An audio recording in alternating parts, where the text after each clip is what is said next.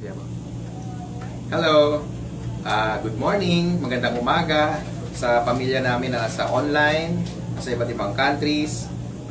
Message ko sa inyo, I'm the CFO, Chief Finance Officer.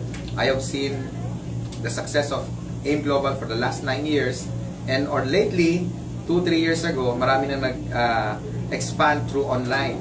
Now, yung iba sa inyo marang na-invite sa online, sa FB, sa Twitter, or saan man. Pero sasabihin ko lang sa inyo, the system really works. And with these 3 factors, number 1, the products. They're all creating tremendous results. Pangalawa, yung marketing plan natin, seamless, kahit nasaan ka, kahit nandyan ka, kung anong country ka, siguradong makakarating sa'yo yung commission mo. And since real time tayo, monitor mo lahat ng transaction mo, pati yung withdrawals mo, yung points mo online, pati yung mga message ng upline mo because we have a new website. And of course, yung pangatlo, yung business system.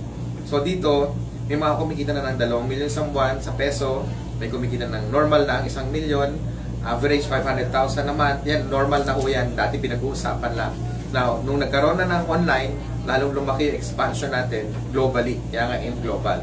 Ang message ko lang sa inyo, kahit malayo kayo, kahit hindi namin kayo nakikita physically, just update nyo yung sarili nyo because we have AIM Academy, we have online training, plus nandyan yung mga support ng uplines nyo, kaya hindi kayo mahihirapan sa negosyo kahit malayo kayo dito. Always isipin nyo na yung AIM Global has been here for 9 years, magka 10 years na tayo, and we're doing billions of sales, very stable, marami tayong award na nakuha, marami tayong recognition sa mga recognition bodies, at of course, na-award tayo sa BIR din, na we now belong to the top 1,000 corporations. So you're joining a very stable company, mag-stick kayo sa upline nyo, kausapin nyo, learn the skills, alamin nyo yung paano magpalaki ng grupo, globally din, kahit sa online, pwede tayo mag-succeed. So, dito sa pamilya ng AIM Global, lahat kami support sa inyo, and magkikita-kita rin tayo soon. I hope makarating kayo sa May 31, our 9th year anniversary, gagawin sa Philippine Arena.